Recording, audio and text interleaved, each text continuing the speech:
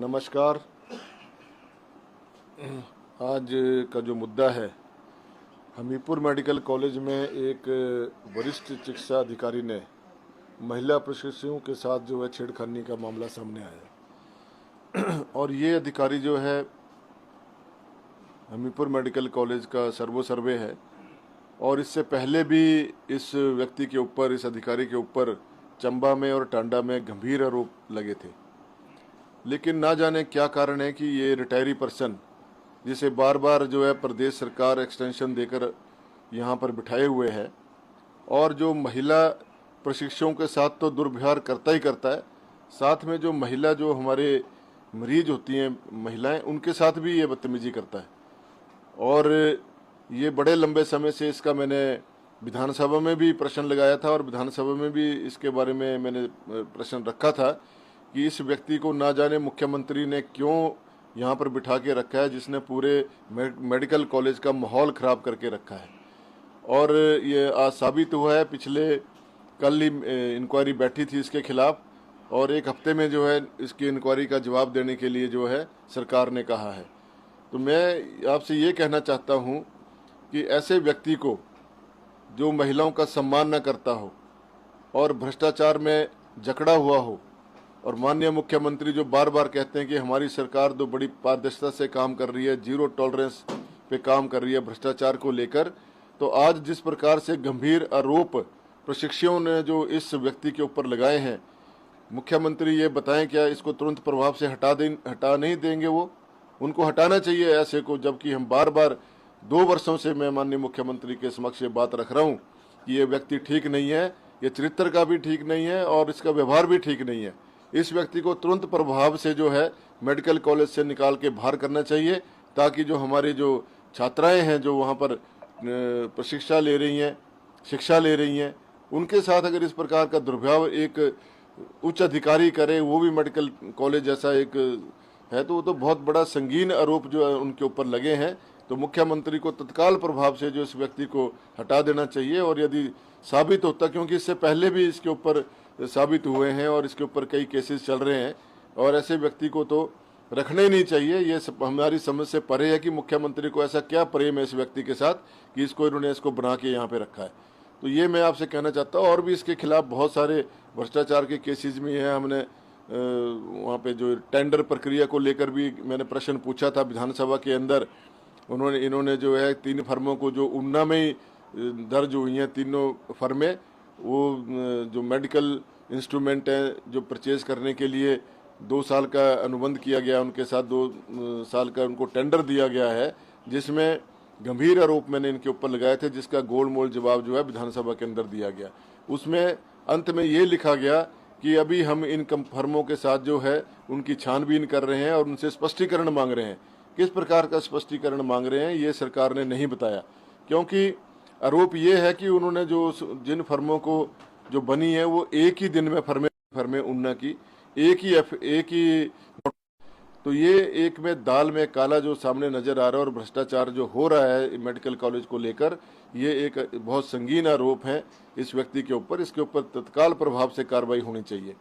और दूसरी बात ये है कि आपदा को लेकर भी माननीय मुख्यमंत्री महोदय और सरकार के द्वारा जो यहाँ पर विधानसभा में आदरणीय हमारे विपक्ष के नेता जयराम जी ने प्रश्न रखा था कि, और कुमारी अनुराधा जी ने भी रखा था, तो उसमें जवाब आया है उनका, वो मैं आपको बता देता हूँ कि लगभग पैसा आया 3500 करोड़ के आसपास।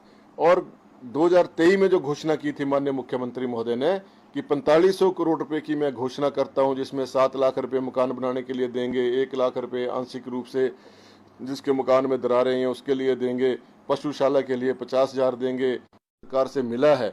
और जो 250 करोड़ रुपया जन सहयोग में मुख्यमंत्री राहत कोष में जो जमा हुआ था वो कहाँ गया? उस पैसे को आपने कहाँ लगाया? हमारे ट्रस्ट से ही पैसा गया। 10 करोड़ रुपया तो हमारे बाबा बालनाथ ट्रस्ट से वहाँ मुख्यमंत्री राहत कोष में गया। अगर वो आपको बरसर में लगाना चाहिए था, आप लगाते बरसर को लोगों को। किसी को आपने 3 लाख किस्त दी, किसी को आपने 5 लाख दी, किसी को 1.5 लाख दी। ये किस प्रकार का आपने उनको सहायता राहत दी है? तो ये इस बारे में भी ये एक बहुत गंभीर आरोप सरकार के ऊपर लग रहे हैं, लेकिन सरकार सदन में जो है उनके अधिकारी जो है ये मैं नहीं बोल रहा हूँ, ये उनकी रिपोर्ट है।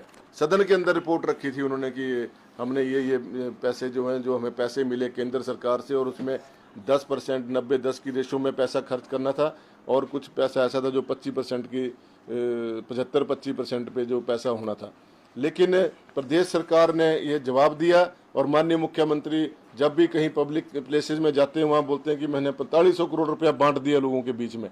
वो बताएं 4500 करोड़ रुपये उन्होंने बांटा कहाँ है, वो तथ्यों के साथ बात करें। जो बात वो सदन में करते हैं, उनके अधिकारी जवाब देते हैं, वो उनके डिफरेंट है। और जो महत्वपूर्ण जो हम प्रश्न जब वो पूछते हैं सरकार से, तो उसमें अभी सूचना एकत्रित की जा रही है। इस प्रकार के जो जिस प्रकार से छुपाना चाहते हैं, वो सारी बातें जनता को पता है, आप उसे छुपा नहीं सकते। एक दिन में नोटिफिकेशन आ जाती है कि कर्मचारियों की जो है उच्चतम वेतनमान को जो है रद्द कर दिया गया है, और उसी बात फिर मुख्यमंत्री का बयान आ जाता है कि इसको रद्द नहीं करेंगे, हम कर्मचारियों के हितैषी हैं। एक तरफ तो आप उनके ऊपर छुरी चला रहे हैं, दूसरी तरफ से आप उन पर मरहम लगाने का प्रयास करते हैं। आपको स्वयं पता नहीं है कि आपके अधिकारी क्या कर रहे हैं। मंत्री महोदयों के बयान आ रहे हैं कि हमें तो पता ही नहीं है कि ये किसने नोटिफिकेशन कर दी। तो कैसी सरकार चल रही है, कहाँ से चल रही है, और अधिकारी जो हैं मुख्यमंत्री के बस में नहीं है, तो क्यों वो इस प्रकार का झूठा आडंबर कर रहे हैं। और जो जनता के बीच में जो उनकी लोकप्रियता थी वो खत्म हो चुकी है। और जिस प्रकार से ये मेडिकल कॉलेज में जो एक घटना हुई है, इसके ऊपर से त्वरित वो करें, नहीं तो भारतीय जनता पार्टी आंदोलन करेगी और इस व्यक्ति के खिलाफ जो है जुलूस भी निकालेगी। और इस व्यक्ति को जो हम कभी बख्शेंगे नहीं, जो इस प्रकार से महिलाओं के साथ और हमारी जो महिला छात्राएं हैं उनके साथ जिस प्रकार से ये निंदनीय कृत्य इसने किया है, इसको सजा मिलनी चाहिए। लखनपाल जी, जैसा आपने ये मेडिकल कॉलेज की बात की है, तो ये जो व्यक्ति हैं, क्या इनका नाम सार्वजनिक करना चाहेंगे आप? ये प्रिंसिपल है मेडिकल कॉलेज के, मुझे क्या दिक्कत है जी। जो खबर लगी है इसमें टीवी ये कोई ABI, इसमें भी छपी है इनकी खबर, और ये अधिकारी उसमें नाम नहीं लिखा है, लेकिन मैं बताता हूँ नाम इसका, रमेश भारती इसका नाम है, और ये प्रिंसिपल है मेडिकल कॉलेज के। इनके ऊपर टांडा में भी इल्ज़ाम लगे थे, और इनके ऊपर चंबा में भी इल्ज़ाम लगे थे महिलाओं के उत्पीड़न के। तो ये इसकी ये इसको आदत है इस व्यक्ति को, इस पर, और ये हैबिचुअल है इस प्रकार के काम करने का। तो इसको मैं तो ये कह रहा हूँ कि इसको रखा क्यों है मुख्यमंत्री महोदय ने? क्या प्रदेश में काबिल अफसरों की कमी पड़ गई है? क्या स्वास्थ्य विभाग में जो काबिल अफसर हैं, उनकी कमी पड़ गई है? क्यों रखा है इसको? इसका मतलब दाल में कुछ काला है, जो इस व्यक्ति को बार बार इसको एक्सटेंशन दिए जा रहे हैं, और इसको यहाँ रखा है। जो महिलाओं का सम्मान नहीं करना जानता है, उस व्यक्ति को क्यों रखा है यहाँ पे, ये मैं आपसे कहना चाहता हूँ। ये बहुत गंभीर आरोप है एक मेडिकल कॉलेज में इस तरह की व्यक्ति का होना, और आपके द्वारा जो आरोप लगाया जा रहा है इसकी आप नाम लेकर भी और एक अखबार की कटिंग भी आप दिखा रहे हैं। तो क्या इसको लेकर आपका ये मानना है कि इसमें क्या मुख्यमंत्री जी का स्लिप इसमें शामिल होने का कारण बन रहा है कि उन्होंने इनको रखा हुआ, इसलिए ऐसा हो रहा है? क्यों रखा हुआ, यही तो हम पूछ रहे हैं बार बार जी, कि क्यों रखा हुआ उन्होंने उसको यहाँ पे? क्या यहाँ काबिल अफसरों की कमी है? बहुत काबिल अफसर हैं। अब दबी जुबान से जो डॉक्टर्स हैं वो हमसे बात करते हैं कि बेड़ा गर्क हो गया है मेडिकल कॉलेज का। अभी जब मैंने प्रश्न लगाया था अपने सिविल हॉस्पिटल का बरसर के लिए डॉक्टर्स की मांग की थी, स्पेशलिस्ट डॉक्टर्स की, तो उन्होंने कहा था 1 हफ्ते के अंदर मंत्री महोदय ने, जो हमारे माननीय मंत्री हैं धनीराम शांडिल जी स्वास्थ्य मंत्री, उन्होंने आश्वासन दिया था सदन के अंदर कि 1 हफ्ते के अंदर अंदर जो है बरसर सिविल हॉस्पिटल में डॉक्टर्स तैनात कर दिए जाएंगे। और लेकिन आज तो 10-12 दिन हो गए। अभी मुझे ज्ञात हुआ है कि 165 की 64 डॉक्टरों की को अपॉइंटमेंट्स हुई हैं, तो बरसर विधानसभा क्षेत्र में क्यों नहीं हो रही हैं? क्या कारण है? तो ये सारा जो है एक द्वेष की भावना से और विरोध की भावना से जो काम किया जा रहा है बरसर के साथ, वो ठीक नहीं है। आज आपदा के समय में देखा जाए तो बरसर विधानसभा क्षेत्र में भी बहुत नुकसान हुआ है। मैं हर घर में, हर पंचायत में दौरा कर रहा हूं, और काफ़ी लोगों की स्थिति जो दयनीय है, और लोग इसके ऊपर त्वरित प्रभाव से काम होना चाहिए। और जो अधिकारी हैं उनको भी फील्ड में जाके एक सही पिक्चर जो है, रिपोर्ट जो है, वो प्रशासन के समक्ष रखनी चाहिए, सरकार के समक्ष रखनी चाहिए। और सरकार को भी चाहिए कि वो जल्दी से जल्दी राहत जो है इनको दें, ताकि लोग जो हैं, अभी बहुत से लोग ऐसे हैं जो बेचारे तरपाल के नीचे रह रहे हैं या दूसरे के घरों में आश्रय लिए हुआ है, कोई जंज घर में रह रहे हैं।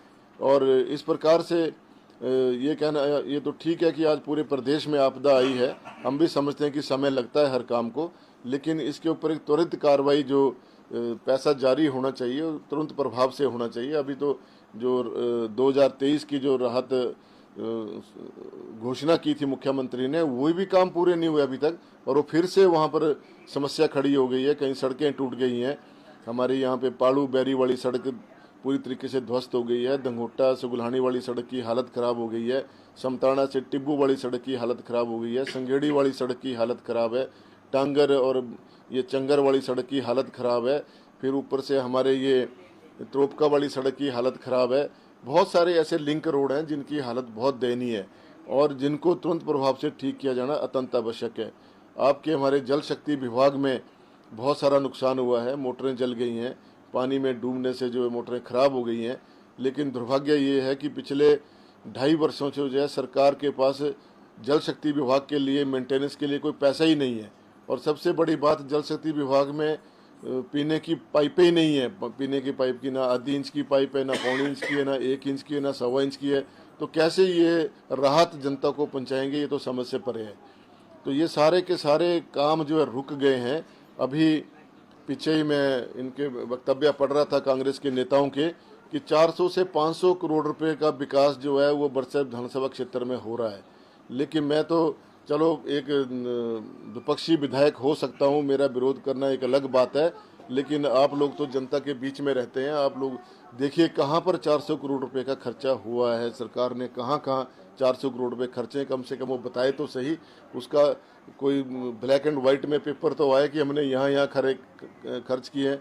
जो विधायक निधि से पैसा खर्च हुआ है क्या पता उसको भी बीच में जोड़ दे रहे होने, या जो मेरे नबार्ड के माध्यम से जो पैसा खर्च हो रहा है वो जो विधायक प्राथमिकता के द्वारा दिया जाता है उसको भी बीच में जोड़े जा रहे होने। तो 400-500 करोड़ रुपए तो एक रकम होती है।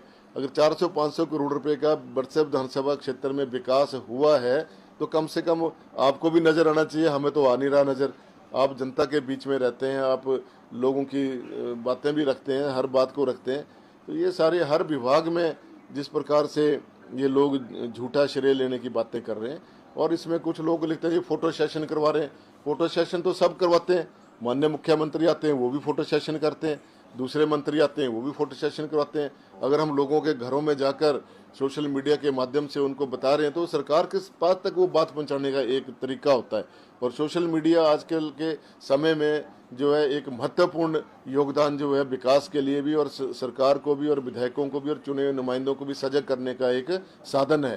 तो इस प्रकार से हल्की बात करना और अपने घरों में बैठकर, दुकानों में बैठकर इस प्रकार की खबरें छापना, आप उससे बढ़िया तो अपने क्षेत्र में जाएं, गांव में देखें किसी की सड़क टूट गई है, किसी का घर टूट गया, किसी को तिरपाल की जरूरत है। आप देखिए कम से कम 100 से अधिक तिरपाल तो मैं ही दे चुका हूँ लोगों को। तो सरकार ने क्या दिया फिर? तो ये सरकार जिस प्रकार से बोल रही है, इनके नुमाइंदे जिस प्रकार से बात करते हैं, उससे थोड़ा होता है। जनता के बीच में जाकर सेवा करनी पड़ती है, उनके काम करने पड़ते हैं। उनके बीच में जाकर अगर आप उनकी सहायता नहीं कर सकते, उनके बीच में खड़े होकर आश्वासन देना ही एक बहुत बड़ी बात होती है। तो सरकार की तरफ से तो अभी नाम मात्र की सहायता जो है हमारे बरसठ विधानसभा क्षेत्र में मिली है। लोगों के बीच में जा रहा हूँ, कई जगह तो अधिकारी पहुँचे ही नहीं है, ना वहाँ पे पटवारी पहुँचे हैं, ना वहाँ अन्य अधिकारी पहुँचे हैं। जहाँ जहाँ भी मुझे लगता है वहाँ मैं अधिकारियों से भी संपर्क करता हूँ और उनसे आग्रह भी करता हूँ कि वो जाकर देखें लोगों की हालात क्या है।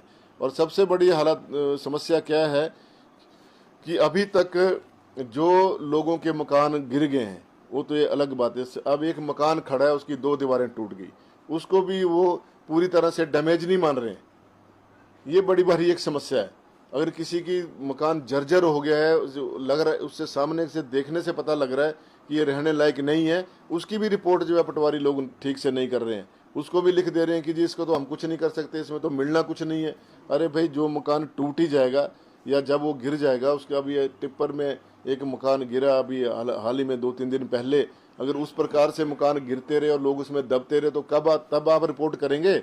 उससे पहले क्या उनको अधिकारियों को ये समझ में नहीं आता है कि जो मकान लगता है ये 70-80 साल पुराना मकान है, इसमें या नया मकान है जिसमें दीवारें जो हैं जर्जर हो चुकी हैं, जिसका कोई रिपेयर करने से भी उसका कोई फ़ायदा नहीं होगा, तो उसको जो है वो फुल डैमेज करने में क्या दिक्कत है सरकार को या सरकार के अधिकारियों को? अगर उनको ज़्यादा समस्या आती है तो ज्योलॉजिकली की रिपोर्ट लें कि क्या वो वहाँ उस जगह पे वो मकान बनने रिपेयर करने लायक है, क्या वो रहने लायक है। नहीं है तो उसकी उस प्रकार से रिपोर्ट बनाए। एक उन्होंने सीधा साधा रटाया, उनके पास जवाब होता है कि इसको तो कुछ नहीं मिलना है जी, ये 5 दरारें आ गई, 6 दरारें आ गई, ये तो रिपेयर से ठीक हो जाएगी। अरे भाई, जिसमें दीवारें आ गई, जमीन नीचे से जर्जर हो गई, वहाँ पे रहने लायक नहीं है, वो रह नहीं सकता है, कब हादसा हो जाए उस समय तो आप दौड़ेंगे फटाफट सारे। तो ये मेरा एक आग्रह है। मैं डीसी साहब से भी आपके माध्यम से निवेदन करना चाहूँगा कि वो अपने अधिकारियों को स्पष्ट निर्देश दें कि इस प्रकार से ढिलमुल नीति न अपनाकर सही रिपोर्ट बनाकर जो है वो आपके पास भेजें, ताकि लोगों को जो है न्याय मिल सके। सर, मेरा प्रश्न रहेगा, आप विधायक हैं, लोगों के बीच में रहते हैं, दिन रात लोगों के पास जाते हैं। एक तो क्या जो आपने बड़सर में नुकसान की बात की, उसका कोई आधिकारिक आंकड़ा है कि लगभग इतना नुकसान हुआ है? और दूसरा मैं ये जानना चाहता हूँ, जितने भी मीडिया में बयान आते हैं सारे मैक्सिमम जो है वो आपकी तरफ से आते हैं। बहुत बड़ा बीजेपी का संगठन है, ये लोग भी हैं संगठन में यहाँ पर बड़सर में। कभी हमें मीडिया की तरफ से या यहाँ के जो आपके प्रभारी हैं उनकी तरफ से कभी कोई खबर नहीं मिलती है, इसके क्या कारण है सर? क्या मीडिया के आगे जो आपका तंत्र है भारतीय जनता पार्टी का, वो बोलने से परहेज करता है, या इसके पीछे कारण ये है कि पहले यहाँ पर बलदेव जी विधायक थे, अब हम बोलेंगे तो हमारे लिए मुश्किल हो जाएगी, तो संगठन क्यों नहीं बोल रहे? नहीं, ऐसी बात तो नहीं है। संगठन की तरफ से भी खबरें छपती रहती हैं, जो उनके अधिकार क्षेत्र में होता है उसके अनुसार सोशल मीडिया में। हमारे पास तो कभी कोई खबर नहीं आई सर संगठन नहीं, अब पीछे आपने अखबारें पढ़कर देखना, या कभी मैंने पढ़ी हैं 2-4 बार खबरें, तो मतलब आप डेली खबर दे रहे हैं। और संगठन जो है तो संगठन को भी चाहिए कि वो जनता से जुड़ी हुई खबरें जो है वो प्रकाशित करें और जनता के बीच में भी जाएं। इस समय हम सबकी जिम्मेवारी है, संगठन की भी जिम्मेवारी है। और जहाँ तक अन्य बड़े नेताओं की बात है, वो तो बड़े नेता, उनकी बात में नहीं कर सकता, क्योंकि वो सीधे तौर पर मुख्यमंत्री के साथ उनके तार भिड़े हुए हैं, और मुख्यमंत्री जैसा करेंगे वो वैसे ही बोलेंगे। मीडिया प्रभारी सर संगठन में कौन है? मीडिया प्रभारी अभी हमारे जो हमीरपुर से हैं, दूसरा यहाँ यशपाल जी हैं हमारे मीडिया प्रभारी, ये आपके साथ संपर्क में रहते ही हैं, आपको खबरें भेजते ही रहते हैं समय समय पर। सर, आजकल लोगों के बीच में ये चर्चा है कि आने वाले टाइम में कुछ समय में भारत के प्रधानमंत्री नरेंद्र मोदी जी हिमाचल का दौरा कर रहे हैं, क्या ये बात सही है? हाँ, मैं आज हमारे माननीय प्रधानमंत्री नरेंद्र मोदी जी धर्मशाला में आ रहे हैं, और वो जो हमारे प्रदेश में जो नुकसान हुआ है, चंबा में, कुल्लू में, मनाली में और अन्य स्थानों में, उसका हवाई सर्वेक्षण भी करेंगे। और उसके बाद जो नुकसान हुआ है उसकी रिपोर्ट्स जो बनेंगी, जो केंद्रीय दल आता है पूरे प्रदेश में, और जो प्रदेश की जो रिपोर्ट्स हैं उनके ऊपर आकलन करके जो है उसका एक जो तय मूल्य जो होगा जिसके ऊपर, और हमें पूरी आशा है, आशा ही नहीं पूरा भरोसा है कि माननीय हमारे यशस्वी प्रधानमंत्री नरेंद्र मोदी जी हमारे प्रदेश के साथ अन्याय नहीं करेंगे। जी, धन्यवाद। सर, एक सवाल यहाँ पर रहेगा, प्रधानमंत्री मोदी आज आ रहे हैं और लगातार ये मांग भी उठ रही है कि हिमाचल जैसा छोटा राज्य जहाँ पर संसाधनों की कमी है और इस करके वहाँ पर जो है वो पैसे की भी कमी है, लेकिन जहाँ पर 3-3.5 हज़ार करोड़, और अभी एस्टिमेट ये आंकड़ा है, ये बढ़ भी सकता है, तो ऐसे में कहाँ तक सही है कि पूरी जिम्मेदारी जो है वो राज्य सरकार के ऊपर छोड़ दी जाए और केंद्र सरकार की तरफ से जो है जो मदद यहाँ पर चाहिए वो नहीं पहुँचाई जा रही है, इसके ऊपर क्या कहेंगे? नहीं, देखिए, केंद्र सरकार से जो मदद आ रही है, ये मैं आपको इनकी फोटो कॉपी करके दूंगा। इसमें देखिए केंद्र सरकार के तरफ से भरपूर पैसा मिला है 2023 से लेके 22-23 से लेके, इसमें पूरा उन्होंने वर्षवार जो है 3 साल का इसमें ब्यौरा मैं आपको दे रहा हूँ, और ये मैं आपको कॉपी दे दूंगा। ये एक केंद्र सरकार को कोसने वाली बात है। मैं तो आपसे पहले कह रहा हूँ कि 3500 करोड़ रुपया 3500-3800 करोड़ रुपए के आसपास 2-3 वर्षों में प्रदेश सरकार को मिला। 4500 करोड़ रुपए की माननीय मुख्यमंत्री ने घोषणा करी, और कुल मात्र 660 करोड़ रुपया जो है सरकार ने खर्च किया। तो बाकी का पैसा कहाँ गया, उसके बारे में भी तो सरकार बताए ना। अब इसका तो पूरा हिसाब किताब होगा।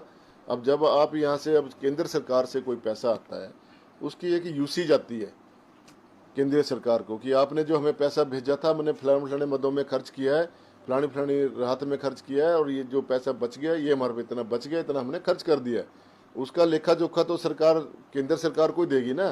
जब केंद्र सरकार के पास आपका पूरा हिसाब किताब पहुंचेगा तभी अगली किस्त जारी होगी। अब ऐसा तो है नहीं है कि आपको देते रहेंगे और आप उसको लुटाते रहेंगे मित्र मंडली को, और आपको केंद्र सरकार पैसा देती रहे, ऐसा तो नहीं होगा।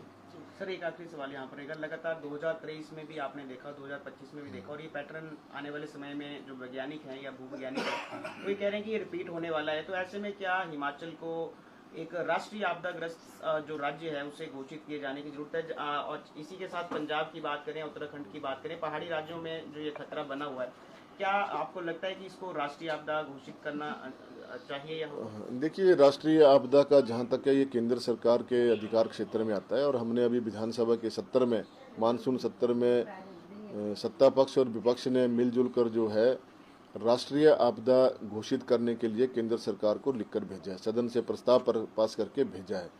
और अब ये जो करना नहीं करना, उसके जो नियम हैं, मानक हैं, वो केंद्र सरकार निर्धारित करती है, और हम तो ये चाहते हैं कि होना चाहिए। और दूसरा, जो अभी जिस प्रकार से नुकसान हुआ है बरसात में, और जिस पर लंबी बरसात इस बार हुई है हमारे प्रदेश में, तो मैं आम जनता से भी निवेदन करना चाहूँगा कि वो भी जागरूक बने। सरकारों ने तो, चाहे कोई भी सरकार हो, हर प्रकार की भरपाई सरकार ही नहीं कर पाती। थोड़ा सा हम लोगों को भी जागरूक होने की ज़रूरत है, जनता को भी जागरूक होने की ज़रूरत है कि सरकार के साथ सहयोग करें, कानून की परिधि में रहें, क्योंकि हम लोग खुद ही कानून तोड़ते हैं। जो कानून बनाए होते हैं उनको दरकिनार करते हैं, और बाद में जब हादसा हो जाता है सरकार के पास खड़े हो जाते हैं। तो ये भी कोई अच्छी परंपरा नहीं है। हमारा जो प्रदेश है साक्षरता के रूप में आज तीसरे चौथे पायदान पे है पूरे देश में, तो हमें चाहिए, और पंचायतों को भी, जो हमारे नुमाइंदे हैं, उनसे भी मेरा आग्रह है आपके माध्यम से कि वो भी लोगों को जागरूक करें।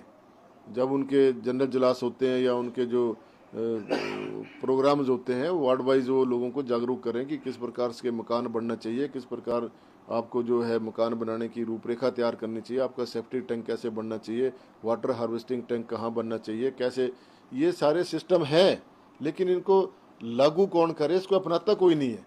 और उस वजह से जो ये भयंकर, अब लोगों ने नालियाँ बंद कर दी हैं, सड़कें के ऊपर इंक्रोचमेंटें कर दी हैं, संकरे कर दिए हैं, रास्ते जहाँ पर पानी बह रहा होता है उसको बंद कर देते हैं, चौक कर देते हैं। तो नेचुरली फिर जब पानी आता है तो वो फिर बाढ़ का रूप ले लेता है और उससे नुकसान होता है।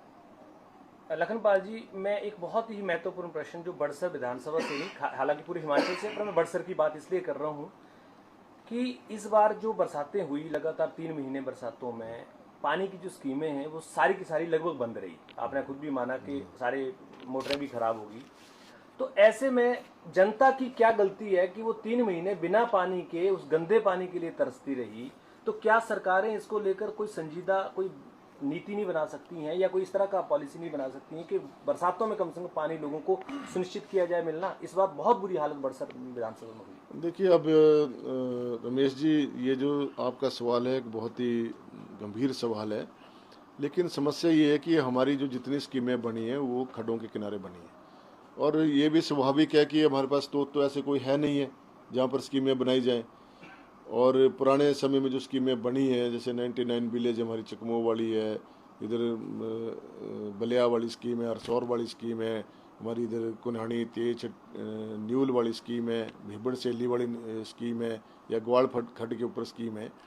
अब जैसे बरसात आती है वो पंप हाउस जो भर जाते हैं और फिर मोटरें बंद हो जाती है, उसमें सिल्ट आ जाती है।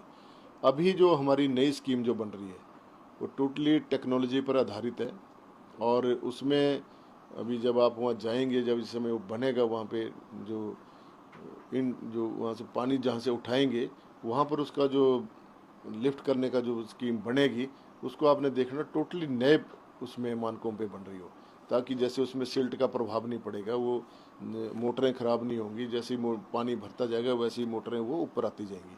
तो ऐसा उसमें प्रावधान रखा गया है आने वाले समय में। अब ये कोई हिमाचल की बात नहीं है, जहाँ जहाँ पर भी ऐसी दिक्कतें हैं, या खासकर पहाड़ी क्षेत्रों में, वहाँ ये दिक्कतें स्वाभाविक रूप से हैं। तो इनके लिए अभी नई टेक्नोलॉजी के हिसाब से स्कीमें बनेगी, तभी इसमें कुछ हो सकता है।